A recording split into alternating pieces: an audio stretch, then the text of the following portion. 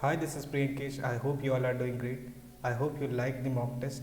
In this video, I am going to discuss the mock test solution. So let's get started.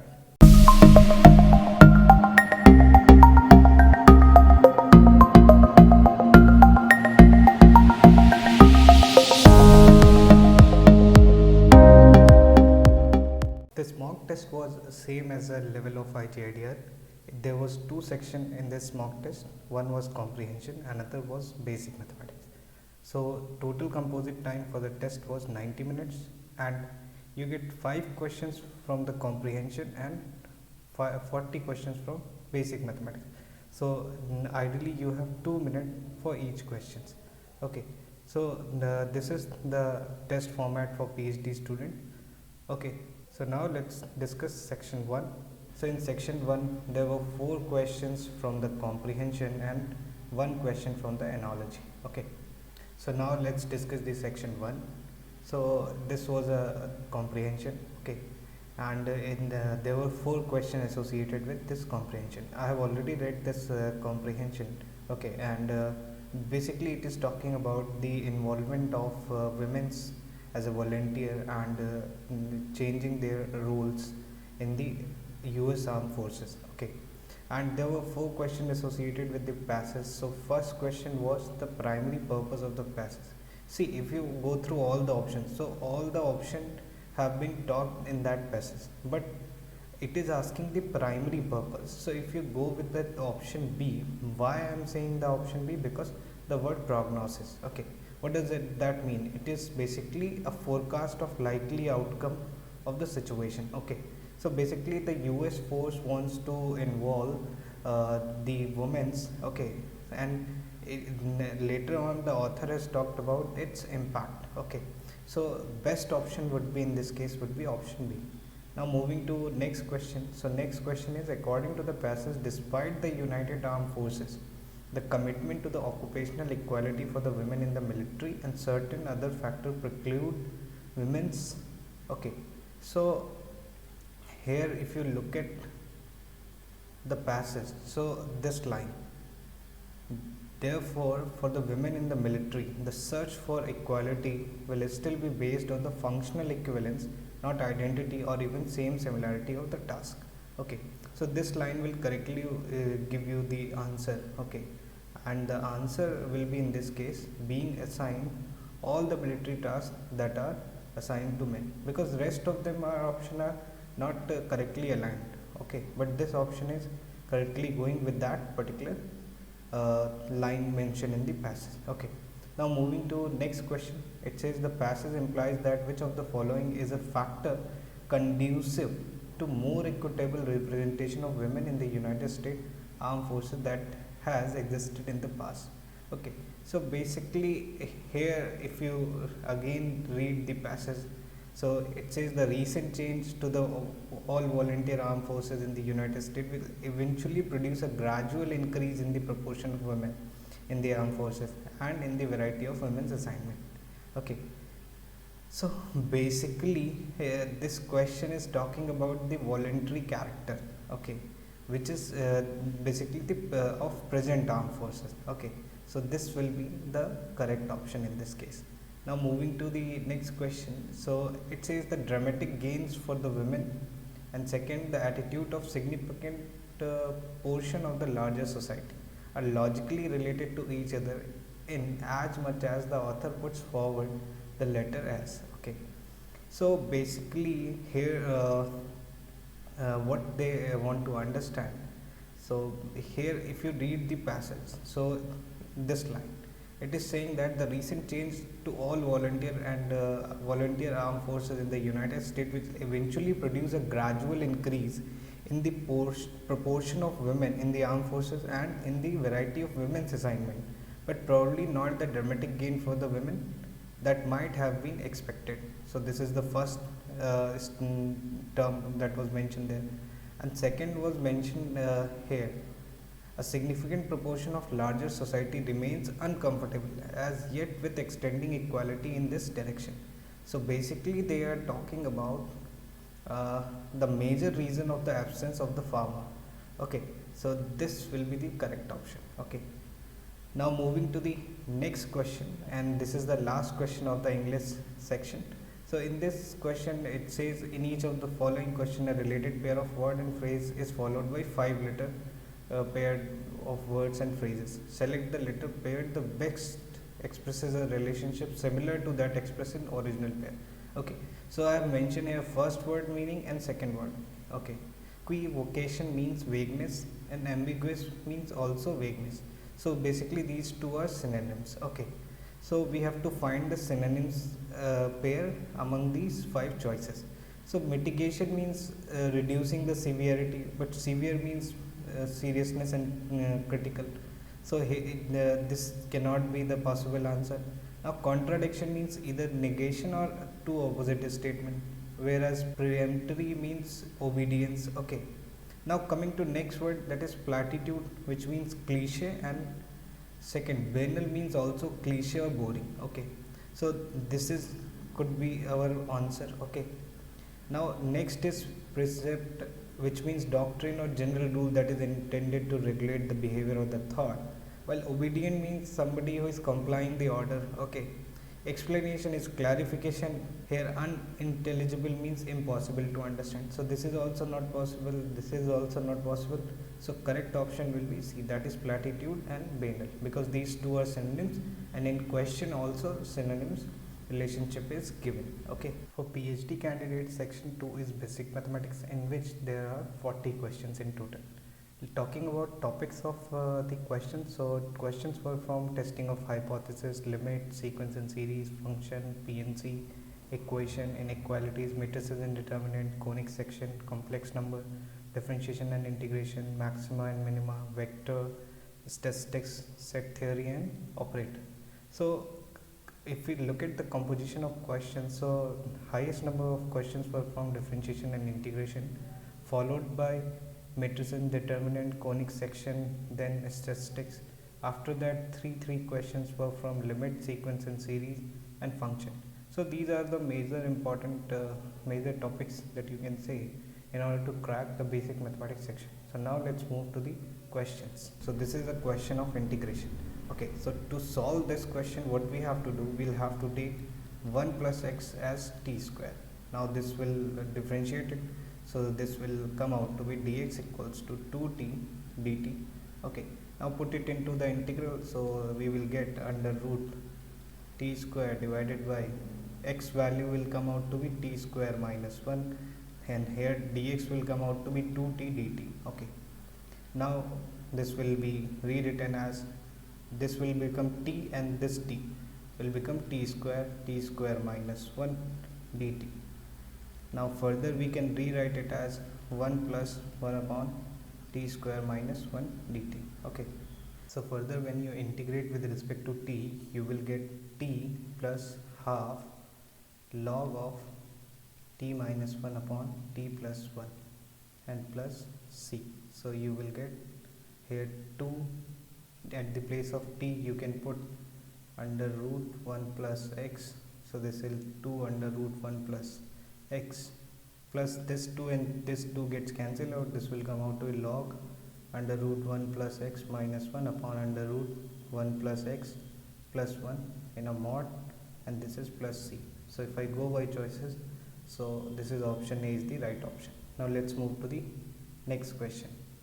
So here this is a question of operator, which is defined as a operator be defined as ab by 2 plus 1. We have to find 3 operator 4 and then 4 operator 3. So this will come out to be 3 into 4 by 2 plus 1 plus 4 into 3 by 2 by plus 1. So this is 12 by 2, that is 6 plus 1 plus 6 plus 1. So ultimately this is 40. So option E is the right option. Now let's move to the next question. This is a good question. Here it is saying that n is odd and sum of n terms of the series, which is this 1 square minus 2 square is. Okay, so how we are going to find it out? So first write the given series like that, 1 square minus 2 square plus 3 square minus 4 square plus 5 square minus 6 square. Now and so on, this will go till n minus 2 whole square minus n minus 1 whole square. Now see, the odd term is having a positive symbols. Okay, So if I'm ending with n square, so this is odd, okay, because it is having a positive sign here. Now this can be opened by a square minus b square, so this will become 1 plus 2. In another bracket, this is 1 minus 2. Similarly, here also you will get 3 minus 4 and 3 plus 4. Similarly, here also 5 plus 6, 5 minus 6, and so on. This will go till here you will get n minus 2 plus n minus 1, and another bracket you will get n minus 2 minus n plus 1, okay, plus n square. So look at this, at all these terms, okay, this is giving you minus 1, here this also, because n get cancel out, so take the minus common. So here you will get 1 plus 2, here you will get 3 plus 4, okay, here you will get 5 plus 6, and so on. This will go till n minus 2 plus n minus 1. You know the formula of sum of n terms, that is n summation n equals to n plus 1 by 2. So here it is n minus 1, okay, and along with that this is plus n square also. So this will come out to be minus, at the place of n you can put n minus 1, so this is n minus 1, n divided by 2 plus n square. Now solve it, so this is minus n square plus n plus 2n square divided by 2. So from here you will get, this is coming out to be n square plus n by 2, which is n plus 1 by 2. So answer is option A, okay. Now let's move to the next question. So in this question we have to find basically dy by dx. So look at the expression, this is x equals to exponential in a bracket, this is tan inverse y minus x square upon x square, okay.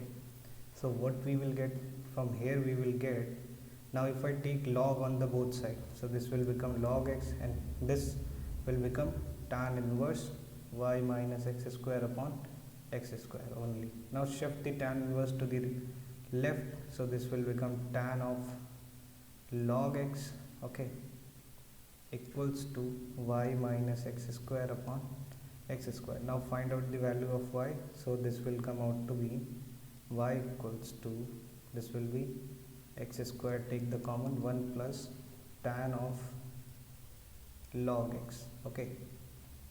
Now differentiate it, so y dash will come out to be 2x and this will be remain as it is, tan of log x plus x square. Now differentiate this term, so this will be differentiation of tan x is sec square x, so here sec square log x, and differentiation of log x is 1 by x, so upon x and x gets cancelled out, so final answer will be 2x 1 plus tan log x plus x sec square log x, okay.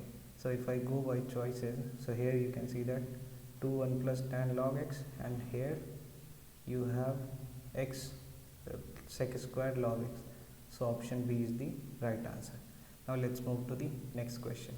So here it says every pair from among the equations, okay, these are 3 equations, okay, has a common root, then the product of 3 common roots will be. So let the first equation have root alpha and beta, and second have beta and gamma. Now look at these two have common roots beta. Now third equation have root gamma and alpha, so these have gamma as common root, first and third have common root alpha, okay. So in that way we are moving ahead. Now from the first equation we'll get product of root will be equals to QR, okay. Let's say this is equation 1. From second we will get product of root beta gamma equals to RP, this is second equation, and from third equation we'll get product of root will be, this will come out to be PQ, let's say equation third.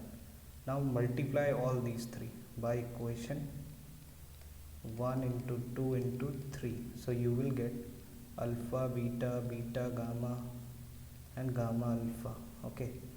So from here you will get, this is QR into RP into PQ, so here it is coming out to be alpha beta gamma whole square, here it is coming out to be PQR whole square. So product of root ultimately coming out to be PQR. Okay, so this is your option, this is gamma. Okay, so option A is the right answer. Now let's move to the next question. So it says, in how many ways 4% each throwing a die once makes a sum of 6. Okay, so let the number which is appearing on the die while throwing by 4% be x1, x2, okay, x3 and x4. So what it is saying that sum has to be 6. So this will be x1 plus x2 plus x3 plus x4 has to be 6. Here xi is lying between, it can have a maximum value 6 and minimum value it can have 1. Okay, so basically x cannot approach to 0, so we have to find, if I find the non-negative integral solution of this equation, so that will give the required result. So that will come out to be n plus r. So here n is 6, r is 4 minus 1, c r minus 1, that is 4 minus 1, so this is coming out to be 9c3. So option D is the right option.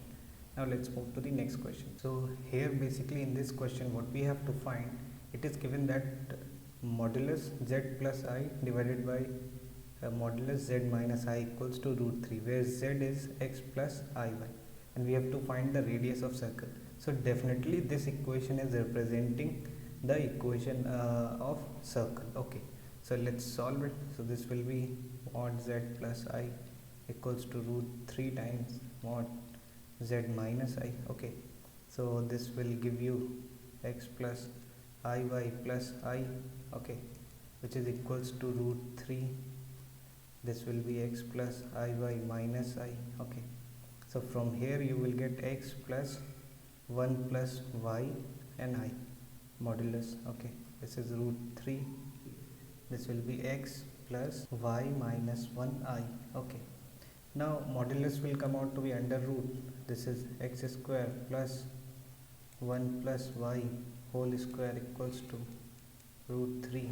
This will be under root x square plus y minus 1 whole square. Okay, now squaring on both sides you will get x square plus y plus 1 whole square equals to 3. In a bracket you will get x square y minus 1 whole square. Okay, now when you solve this further, so this will come out to be y plus 1 whole square minus 3 times y minus 1 whole square, which is equals to 3x square minus x square. Okay, so solve it. So this will come out to be y square plus 1 plus 2y, here minus 3y square minus 3 plus 6y equals to 2x square. So this is coming out to be minus 2y square, and this will be minus 2, and here plus 8y, which is equals to 2x square. Now divide it by 2, so this will be 4, this will be 1, and this will be 1. So finally this is coming out to be y square minus y plus 4y equals to x square. So here I can write it like that, x square plus y square plus 1 minus 4y equals to 0, or you can write it x square. If I add 3 on both sides, so we will get y square plus 4 minus 4y, and here we will get 3. So this is x square plus y minus 2 whole square equals to root 3 whole square. Okay, so clearly this is equation of circle, so radius will be root 3. So if I go by choices, so option C is the right option. Now let's move to the next question. Inequality based question will definitely come in the IGIDR exam, so this kind of a question is very expected. Okay, so basically we have to find the common reason represented by these inequalities. Okay, so here I have plotted the diagram. Okay, each color is marked corresponding to the inequality. So first inequality is basically representing this line. Okay, so this will be the area. Now second one is representing this blue line, so this will be the required area. Okay, above, and third one is representing this line, so this will be the required area. Now fourth one is representing this line, and fifth one is representing this area. Okay, so you can see that this is the common region. Okay, so common region is basically a quadrilateral here, so option B is the right option. Now let's move to the next question. It says for the given function, here interval is 0 to infinity and mapping to real numbers. Given that function is fx equals to x upon x plus 1. So function can be written as 1 minus 1 upon x plus 1. Okay. So here basically we have to check whether the function is 1 1 and onto. Okay. So for 1 1 we know that, let's say x and y belonging to real number, then we will get f of x equals to f of y, so which is coming out to be 1 upon x plus 1, 1 minus 1 upon y plus 1. So 1 and 1 gets cancelled out, after that minus and minus gets cancelled out, and we can write it x plus 1 equals to y plus 1. Okay, because reciprocals are equal, so they'll also equal. Okay, so 1 and 1 gets cancelled and x equals to y. Since x equals to y, so this implies that this is 1 1. Okay, now for onto what we have to do, so for onto you can see that the function is taking a value, f is taking a value less than 1. Okay, and here if you check the range of f, so in this situation range of f will be minus infinity to 1, so which is not equals to codomain. Okay, which is a real number, so this implies that this is not onto, so function is 1 1 but not onto. Okay, now let's move to the next question. So our next question is, says the function fx, then which of the following is correct? So basically we have to check whether it has maxima or minima or not. So for that, find the first derivative. So f dash x will come out to be 6x square minus 42x plus 36. Now find the second derivative also. So f double dash x will come out to be 12x minus 42. Now equate first derivative equals to 0. So you will get, this will come out to be x square minus 7x plus 6 equals to 0. I have taken 6 common and put it to the right side. Okay, so here you will get this is coming out to be x minus 1 and x minus 6 equals to 0. So you are getting two values of x, 1 and 6. Okay, now put in this. So f double dash 1 is coming out to be 12 into 1 minus 42, which is less than 0 as it is minus 30. Okay, so this will be maxima. Okay, now check f double dash 6. So this is 12 into 6 minus 42, so this is coming out to be plus 30, which is greater than 0, so this will be minima. Only option 1 is the right option, that is f has maximum at x equals to 1. Okay, is it clear? Now moving to next question. So it is asking about the trace of the given matrix. So trace is basically the sum of all the diagonal elements. So trace A will come out to be 1 plus 7 plus 9, which is 17. So option C is the right option. Now let's move to the next question. So it says function f be twice differentiable such that f double dash x equals to minus fx, f dash x equals to gx, and h dash x equals to this, and we have to find the value of h of 2. So for that we have to find the hx function. So what we have to do, here we have given h dash x equals to fx whole square plus gx whole square. Okay, now if I differentiate again, so what we will get, we will get 2fx f dash x plus 2gx g dash x. Okay, since fx can be written as minus 2f double dash x, okay, from this, and if we differentiate this particular function, so we will get f double dash x equals to g dash x. Okay, so this is f dash x, and at the place of gx it is you can write it f dash x, and at the place of g dash x you can write f double dash x. So you can see that these two terms will get cancelled out. So this is coming out to be 0. H dash x is 0. So integrating, upon integration, you will get what? H dash x equals to some constant, let's say k.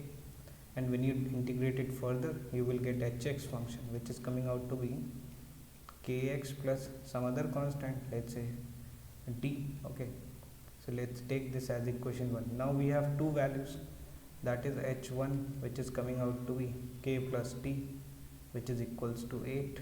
Okay, and h0, which is 2. So here we will get h0 equals to d. So d is coming out to be 2. So from here we will get k equals to 6. So function hx is coming out to be 6x plus 2. So finally h of 2 will come out to be 6 into 2 plus 2, which is 40. So option D is the right option. Now let's move to the next question. Here this is very simple question. It is saying limit x tending to 0 and we have to find this limit.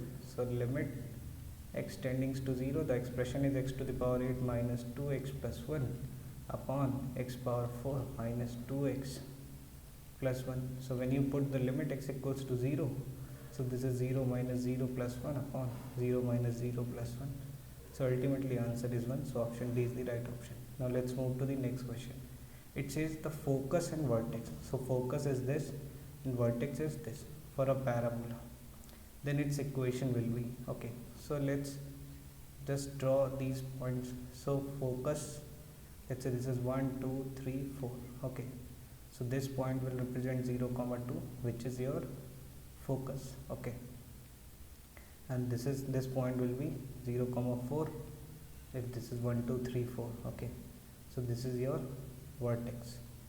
So this is vertex and this is focus. So parabola will be in this shape. Okay, and this is a standard form of x square minus 4ay. Okay, so standard form is coming out to be x square minus 4ay. What will be a here? So a will be the distance between vertex and focus. But this is the case when your vertex is origin, but here vertex is not origin.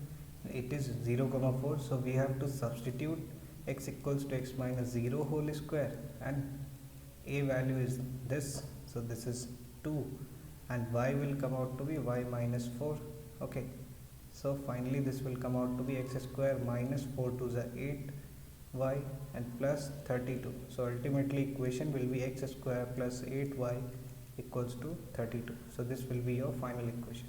So option C is the right option. Now let's move to the next question. It says if the mean of the square of the first n natural number is 105, then its median will be, okay, so first n natural number, let's say 1, 2, 3 till n. Okay, so mean will be 1 square plus 2 square plus till n square divided by n, which is given as 105. You know that this is sigma n square, which is n plus 1, 2n plus 1 divided by 6, and this n equals to 105. So n and n gets cancelled out. Now solve this equation. So this will be 2n square plus n and 2n. So this is 3n, and 1 into 1 is 1, and this will be 6 into 5. So this is 630. Okay, so 2n square plus 3n plus 1 minus 630, which is equals to, so this comes out to be 2n square plus 3n minus 629 equals to 0. So for solving this we can use midterm splitting method. So this will come out to be 2n square plus 37n minus 34n minus 629 equals to 0. So we will get 2n plus 37, and here we will get n minus 17 equals to 0. So this cannot be possible because number of terms cannot be negative. So here n is coming out to be 17. Okay, so if number of terms are 17, so median will be n plus 1 by 2th term. Okay, so which is coming out to be 17 plus 1 is 18 by 2, that is 9th term, and because basically these are natural numbers, so 9th term will be 9. So option B is the right answer.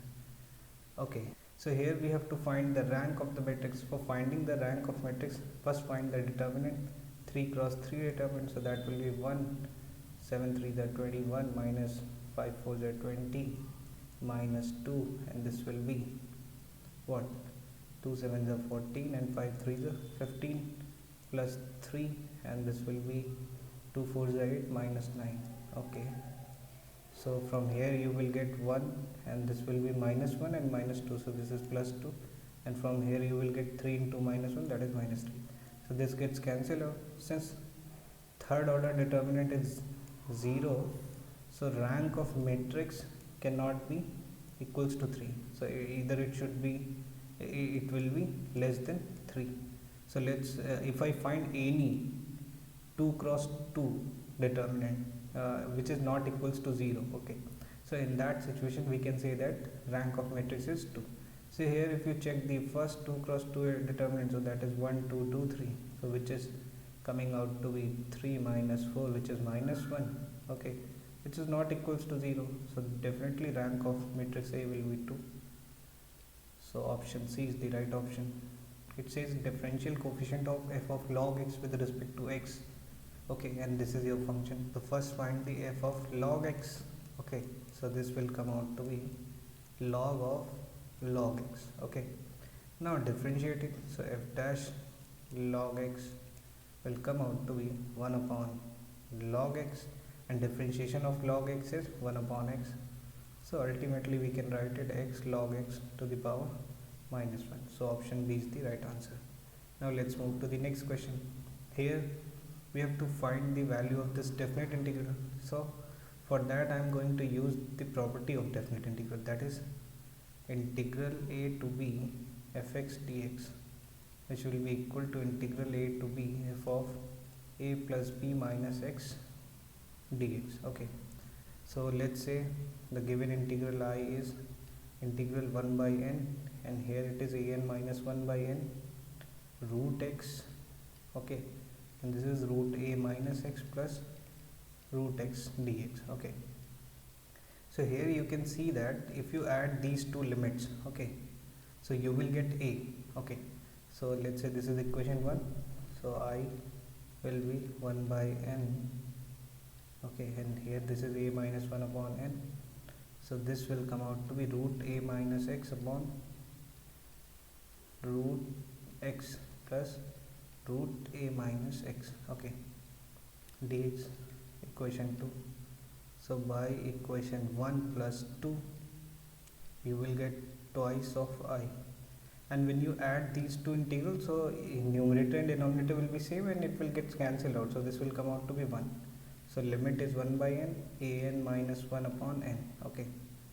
So now integrate it and put the limit, so this will come out to be x, and limit will go by 1 by n to a n minus 1 upon n, so this is a n minus 1 upon n minus 1 upon n, so this is a n minus 2 upon n, which is equals to 2i, so I will come out to be a n minus 2 upon 2n, so a n, it is na minus 2 upon 2n, so option C is the right answer. Now let's move to the next question.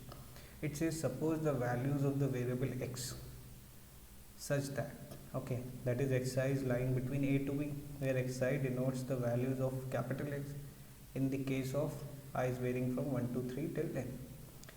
Okay, so we have to find basically the variance. Oh, now since xi is lying between a and b, okay, so I am going to find the mean using this inequality. So for that I am going to apply summation on these terms, okay, now divided by n, okay, so this will come out to be na by n, so this will remain a, okay, and this summation xi by n will come out to be x bar, which is less than or equal to. Similarly here also summation b will be nb upon n, so this will be b. This is equation, let's say this is equation 2, and the original equation is equation 1, okay. So after that what I am going to do, I am going to multiply it by negative sign, okay, so this will come out to be minus a greater than or equal to x bar greater than or equal to minus x bar, and here also minus b, or we can rewrite it as minus b less than or equal to x bar less than or equal to minus a, okay. let's say this is equation 3. So this original equation and this equation, if I subtract it, so we will get a minus b less than or equal to xi minus x bar, okay, and less than or equal to b minus a. Alternatively, we can write it xi minus x bar mod less than or equal to b minus a, okay. Now take the square on both sides, so this will become xi minus x bar whole square, which is less than or equal to b minus a whole square. Now if you take the summation on both sides and divide it by n, okay, so this inequality will come out. This expression is basically variance of x, which is less than or equal to this, come out to be n times b minus a whole square divided by n, so n gets cancelled out. This is coming out to be b minus a whole square. So clearly it is b minus a whole square is greater than or equal to variance of x. So option B is the right answer. Now in this question, it says the first term, second term and the last term of an AP are ABC, and we have to find the sum of an AP. So first term is A and second term will be of that given AP. Let's say AP is like that, A plus D, A plus 2D and so on, okay. So here first term is A, so second term is A plus D. So a plus d is given as b, so common difference will be b minus a, okay. This is your first term and this is your common difference. Now let's take c as the nth term. So c equals to a plus n minus 1 into d. D is b minus a. So from here we can find out n. So n will come out to be, this will be c minus a upon b minus a plus 1 equals to n. So from here we are getting n equals to b plus c minus 2a upon b minus a, okay. Now sum of n terms will be equals to, if first and last terms are given, so this will be n by 2, and first term plus last term is c, so this will come out to be, now put the value of this, so this will be coming out to be b plus c minus 2a upon b minus a into a plus c by 2, okay. So if I go by choices, so look at the option C, that is a plus c, b plus c minus 2a upon 2b minus a, so option C is the right answer. Now let's move to the next question, okay. So here the question says, suppose the hypothesis test is conducted using 5% significance level, which of the following statements are correct, okay. So first one is saying significance level is equal to the size of the test. Second one is significance level is equal to the power of the test. Third is 2.5% of the total distribution will be in each tail rejection region for two-sided test. 5% of the total distribution will be in each tail rejection region for two-sided test, okay. So here option first and third will be correct, and rest of the two will be false, because significance level and the size of test are different ways of saying same thing. They measure the proportion of the total distribution of the test x is assumed to follow, which is placed in the rejection region, okay. The significance level is equal to the probability of type 1 error. The probability of type 2 error is given by the power of the test, okay. So not the significance level, okay. And if a 5% significance level is used, so which implies that in total of the whole distribution must be in the rejection region. If the test is two-sided, it means that the distribution will be in each of the rejection region, okay, and not the 5% in each tail. 5% in each tail would imply 10% significance level for a two-sided test, which question is specified as a 5% significance level. So if I go by choices, so option B is the correct one, okay. Now let's move to the next question. In this question we have to calculate the differentiation of this function, okay. So I have told you the differentiation of mod x is coming out to be x upon mod x, okay. So here d dx of mod x minus 3 plus mod x minus 7, so this will come out to be x minus 3 upon mod x minus 3 plus x minus 7 upon mod x minus 7. Now we have to find this value at, let's say this is f dash x, so we have to find this value at 5. So this will be 5 minus 3 upon mod 5 minus 3 plus 5 minus 7 upon mod 5 minus 7. So this will be coming out to be 2 upon mod 2 plus minus 2 upon mod minus 2. So this will be 1 minus 1, which is coming out to be 0. So option B is the right option. Now let's move to the next question. Here it says x plus y plus z equals to 1, then the least value of this expression, that is 1 upon x plus 1 upon y plus 1 upon z. So since we know that arithmetic mean is always greater than or equal to harmonic mean, so if I take the terms 1 upon x plus 1 upon y plus 1 upon z, arithmetic mean of these terms will be this, and geometric mean will be 3 upon x plus y plus z, because if terms like 1 upon x, 1 upon y, 1 upon z are in AP, so x, y, z will be in HP. Okay, so that is the case. So here, from here you can see that this value is 1, so we will get 1 upon x plus 1 upon y plus 1 upon z, which will be greater than or equal to 9. So least value in this case will come out to be 9. So option C is the right option. Now let's move to the next question. So here in this question it says the system of equation, there are 3 equations, okay, and it is asking that it has a unique solution. So for a unique solution, remember this thing, the coefficient matrix determinant has to be 0. So if I write that coefficient matrix determinant, so that will come out to be BA0, and then this will be C0A, and then this will be 0CB. So this should not be equals to 0, okay, for a unique solution. If there is a no solution or infinitely many solution, so that will be the case. Okay, so when you solve this, so you will get B, this will be 0 minus AC minus A, then you will get BC minus 0 does not equals to 0. So from here we are getting minus 2ABC does not equals to 0, or we can say that ABC does not equals to 0. So out of all the option there is no mention option, because there is a mistake. The option has to be ABC does not equals to 0. Okay, now moving to the next question. So here it says let f be a function mapping from real number to 0, 2 defined as fx equals to e to the power x minus e to the power minus x divided by e to the power x plus e to the power minus x plus 1. This is invertible. Then find f inverse. So here let y equals to e to the power x minus e to the power minus x divided by e to the power x plus e to the power minus x plus 1. Okay, so when you solve it, okay, so this will come out to be 2 e to the power x upon e to the power x minus e to the power plus e to the power minus x. So which can be further rewritten as e to the power 2x plus 1 divided by e to the power x, or we can write it e to the power 2x upon e to the power 2x plus 1. This is y. Now solve it.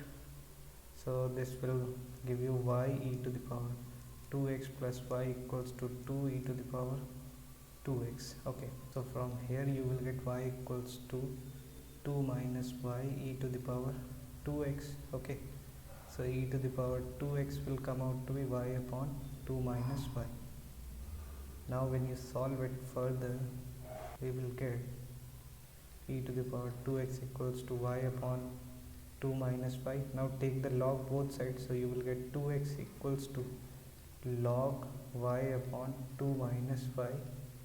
This is as base e. Okay, so x will come out to be half log y upon 2 minus y at base e, or we can say this as f inverse y equals to half log e y upon 2 minus y, or we can say that f inverse x equals to log x upon 2 minus x to the power half at base e.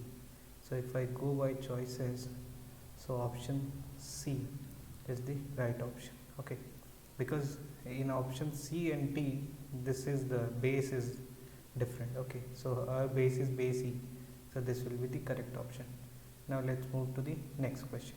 Here it says that if the eccentricities of the two ellipses are like this. Okay, so for first ellipse and second ellipse eccentricities are equal. Okay, we have to find the value of a by b. So from the first ellipse, eccentricity will come out to be under root 1 minus b square upon a square. So this is 25 upon 169. Similarly here we will get under root 1 minus b square upon a square. Now squaring on both sides, we will get 1 minus 25 upon 169, which is equals to 1 minus b square upon a square. Now cancel 1, and after that cancel negative sign. So b upon a will come out to be 5 by 13. So a by b will come out to be 13 by 5. So option C is the right option. Now let's move to the next question. It says that the non-zero numbers x, y, z are in AP, then tan inverse x, y, tan inverse z are also in AP. Then, so here two things are given: x, y, z are in AP. Okay, so we will get y 2y equals to x plus z, equation 1. Second, it is saying that tan inverse x, tan inverse y, tan inverse z, these are also in AP. Then 2 tan inverse y will be equals to tan inverse x plus tan inverse z. Okay, so from here we will get tan inverse 2i upon 1 minus y square. Okay, and from here we will get tan inverse x plus z upon 1 minus xz. Okay, now after removing tan inverse, so what we will get 2y upon 1 minus y square equals to x plus z upon 1 minus xz. Now from the equation 1 you can see that x plus z value equals to 2y, so this and this gets cancelled out. So you will get 1 minus y square equals to 1 minus xz. So 1 and 1 gets cancelled out. From here you will get y square equals to xz. So this shows that x, y, z are in GP. So from equation 1 and from this equation, okay, this is second one. Okay, so from 1 and 2, what we can say that if 3 terms are in AP and 3 terms are in same 3 terms are in GP, so there is only possibility that those 3 terms will be equal. Okay, now let's move to the next question. So it says let function a to b and function g b to c be the two functions such that g of f a to c is 1 1 and f of a to b is on 2, then g b to c will be, so this will be 1 1. This is basically definition based question. Okay, so remember the definition, you will be easily able to mark it. Okay, now let's move to the next question. It says 3 sets a b c are such that a is an intersection of b and c and b equals to c intersection a.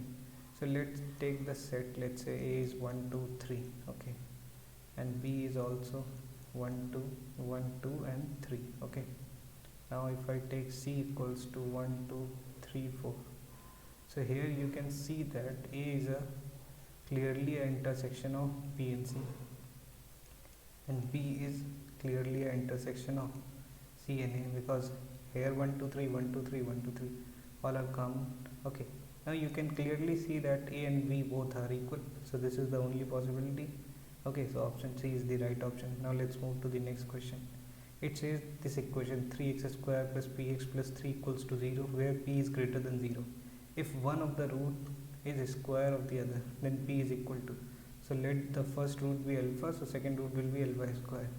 So alpha plus alpha square will come out to be minus p by 3, and alpha into alpha square will come out to be c by a, that is 3 by 3, which is coming out to be alpha cube equals to 1. So cube root of unity, you know that 1 omega square. Okay, so and this will be the relation between the cube root of unity, that is this equals to 0. So from here, if I take alpha as omega, so we'll get omega plus omega square equals to minus p by 3. Okay, so 1 plus omega square equals to 0, so this value will come out to be minus 1 equals to minus p by 3. So minus and minus gets cancelled out, p will come out to be 3. So this will be your answer. So option C is the right option. Now let's move to the next question. It says a random variable x takes values 0, 1, 2, 3 and its mean is 1.3. If probability at x equals to 3 is twice at probability x equals to 1 and probability x equals to 2 is 0.3, then what will be the probability at x equals to 0? So you know that probability of all the complementary event is equals to 1. That means probability at x equals to 0 plus probability at x equals to 1 plus probability at x equals to 2 plus probability at x equals to 3. So this will be equals to 1. So we don't know probability at x equals to 0. Now let's take probability at x equals to 1 is x, and this is given, which is 0.3, and this will be twice of probability at x equals to 1, so this will be 2x, which is equals to 1. So from here we are getting probability x equals to 0 plus 3x equals to 1 minus 0.3, which is 0.7. Okay, let's take this as equation 1. Now since mean is also given, so mean is basically the expectation, so this will be 0 into probability x equals to 0 plus 1 into probability x equals to 1 plus 2 into probability x equals to 2 plus 3 into probability x equals to 3, which is coming out to be 1.3. So this is 0, this is x, plus this is 2 into 0.3 plus this is 3 into 2x, which is coming out to be 1.3. So from here this is 7x, 1.3 minus 0.6, so which is also 0.7, this will get cancelled. So when you solve it further, so from here x will come out to be 0.1. Now put it in equation 1, so you will get probability x equals to 0 equals to 0.7 minus 3 into 0.1, which is equals to 0.4. So option D is the right option. Now let's move to the next question. So in this question we know that limit x tending to 0 negative, this is the greatest integer function, so this will come out to be minus 1. Okay, and limit x tending to 0 positive at greatest integer function, this will comes out to be 0. So now find the left hand limit. So this will be limit x tending to 0 negative fx. So we are going to use this function. Okay, so from here if you put the limit, so this will come out to be minus 1 whole square plus sine of minus 1 divided by minus 1. So ultimately we will get minus 1 and this will be plus sine 1. Okay, and now if I find right hand limit, so we will get limit x tending to 0 positive fx. Now this limit will be 0 because see 0 positive greatest integer function is 0. Okay, so and here you can also see that f of this, when this is 0, so this is basically your limit. Okay, so you can clearly see that LHL and RHL are not equal, so limit will not exist in this case. Now let's move to the next question. So in this case it says that the equation of tangent to the hyperbola, this is the hyperbola, which are perpendicular to the line. Okay, so let's write the hyperbola in the standard form. So this will be x square upon 1 minus y square by 3 equals to 1, and write the equation in the y equals to mx plus c format. So this will come out to be minus 1 by 3x plus 2. So from here the slope of this line, let's say m1, so this is minus 1 by 3. So slope of tangent which is perpendicular to this line will come out to be m2 equals to minus 1 upon m1, so this will come out to be 3. Okay, now equation of tangent of hyperbola,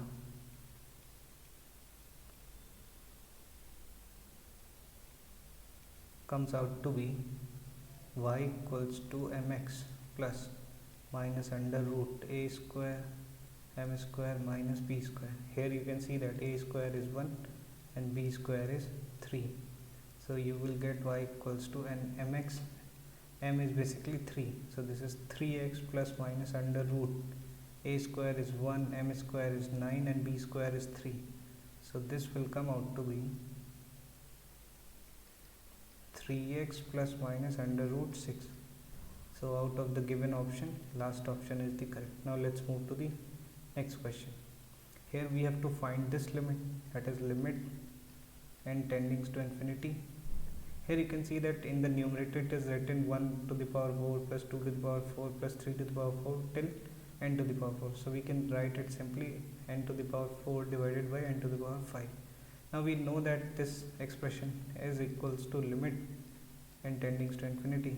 This will come out to be n plus 1, 2n plus 1. In another bracket you will get 3n square plus 3n minus 1 whole divided by 30 into n to the power 5. Okay, now you can take n and n square from common in the numerator.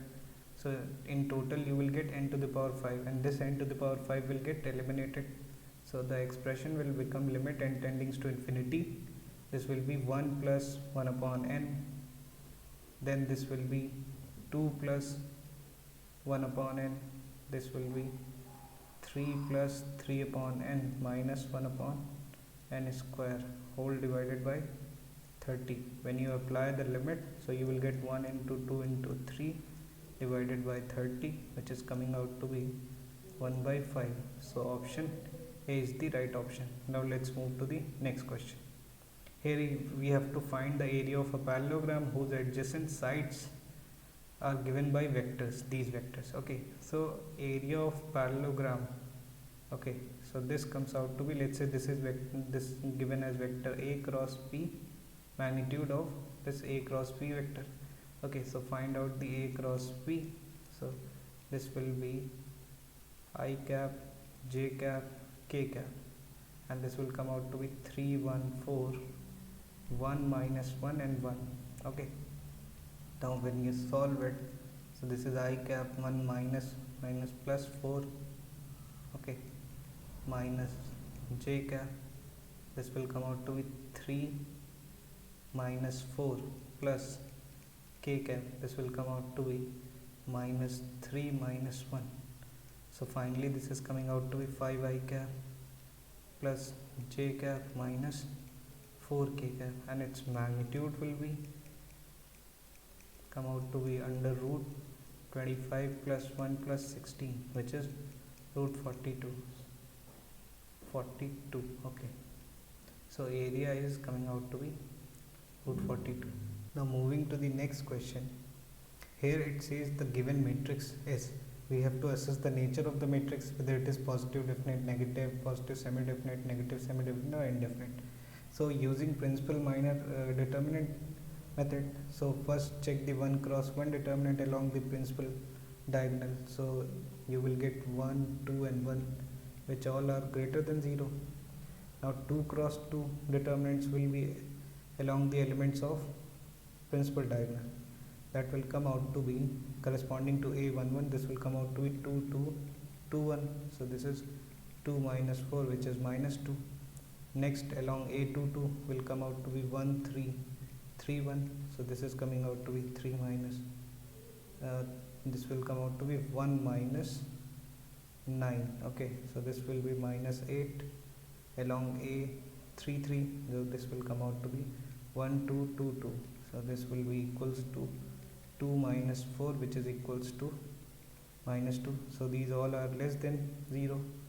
Now for 3 cross 3, if you expand the determinant, this will be 1, 2 minus 4 minus 2, and then this will be 2 minus 3 to the 6 plus 3 in a bracket. You will get what?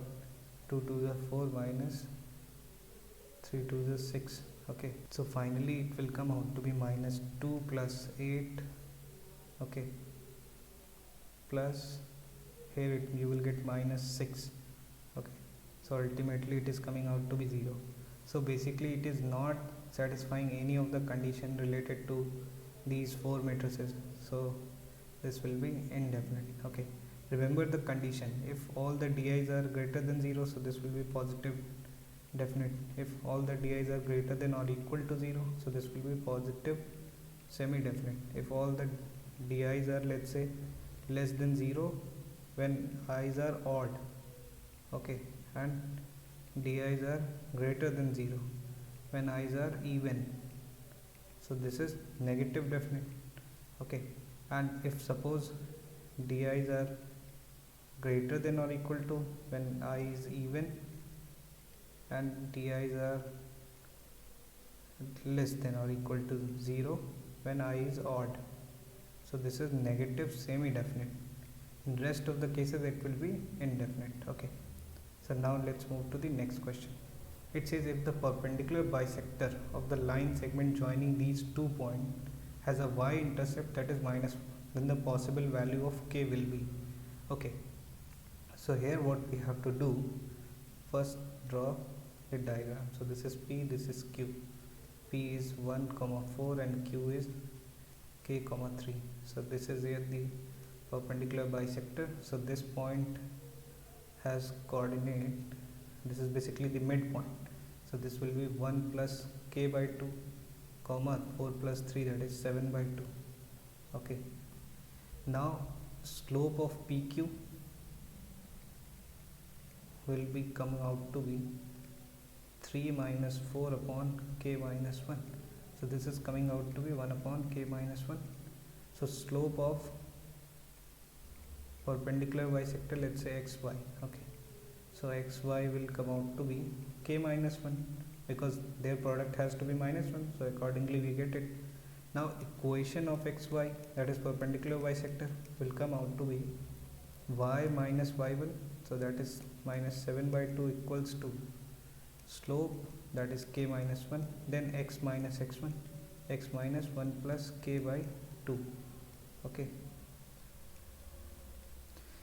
so since it has a y-intercept minus 4, so definitely this will pass through minus 4, 0. So this is minus 4 minus 7 by 2 equals to k minus 1, and this value will be 0. So this is minus 1 plus k by 2. Okay, so finally we will get here minus 15 by 2 equals to k minus 1 into minus 1 plus k upon 2. Okay, so 2 and 2 gets cancelled out, this minus and minus gets cancelled out, so you will get k square minus 1 equals to 15. So k will come out to be plus minus 4. Okay, if I go by choices, option B is the right option. Now let's move to the next question. Here it says in how many ways 52 cards can be divided into 4 sets, 3 of them having 17 cards each and the fourth one has just 1 card. So let's say we have 52 cards. Now I have divided it into 2 groups. One is having 1 card, another group is having 51 cards. Okay, so this process can be done in factorial 51. This process can be done in factorial 52 upon factorial 51 into factorial 1 ways. Okay, now divide these 51 card into group of into 3 groups, each having 17 cards. So this process can be done in factorial 51 upon factorial 17 cube into factorial 3. Now required number of ways will be the product of these two. So this is factorial 52 upon factorial 51 into factorial 1 multiplied by factorial 51 factorial 17 का whole cube into factorial 3. So factorial 51 and factorial 51 gets cancelled out. Finally we are left with factorial 52 divided by factorial 17 cube and factorial 3. So option A is the right option. Now let's move to the next question. So in this question it basically says that a man is known to speak truth 3 out of 4 times. He throws a die and reports that it is a 6. Find the probability that it is actually 6. So for that we are going to use Bayes' theorem. So here suppose E is the event that man reported. Okay, reported 6 occurs in throwing a die. This is our E event. Okay, now let's say S1 be any event which represents 6 is occurring. Okay, and S2 be any event 6 is not occurring. Okay, so this is the case. Now probability of S1 as 6 is occurring, so this will come out to be 1 by 6, and probability of S2, this will come out to be 5 by 6. Probability S given E given S1. Okay, that means man has reported the 6 in throwing a die and 6 has already occurred. So this probability is basically he is speaking the truth. So this will be probability 3 by 4. And when we take E given S2, so this is probability of speaking not speaking truth. So this will be 1 by 4. Okay, now we have to find probability S1 given E, that is here 6 has occurred when he has already reported that 6 has occurred. Okay, so this will be probability S1 into probability E given S1 divided by probability S1 into probability E given S1 plus probability S2 into probability E given S2. So when you put the probability and solve it, so you will get, this will come out to be 1 by 6 into 3 by 4 divided by 1 by 6 into 3 by 4 plus 5 by 6 into 1 by 4. So here 6 into 4 will be eliminated from numerator and denominator both, so you will get 3 upon 3 plus 5, so this is 3 by 8. So if I go by choices, so option C is the right option. Now moving to the last question. Here it says that which of the following is the most appropriate definition of 99% confidence interval. Okay, so out of the given definitions, okay, 99% confidence interval means that 99% of the time in the repeated sample the interval would contain the true parameter. Thus option A is the correct. Okay, by construction. So this is your option. So that's all from my side in the session. I hope you like the mock test experience. We have put our best effort to give you the actual mock experience. Okay, and if you like this mock, so we are coming with mock 2 which will be paid, so you can register for that. It will be available on 29 morning. Okay, so you can purchase that product, that is just for 100 rupees. And in that particular mock test you will get mock test video solution, along with that some complimentary quizzes also. Okay, so thank you for watching. Stay safe and stay healthy.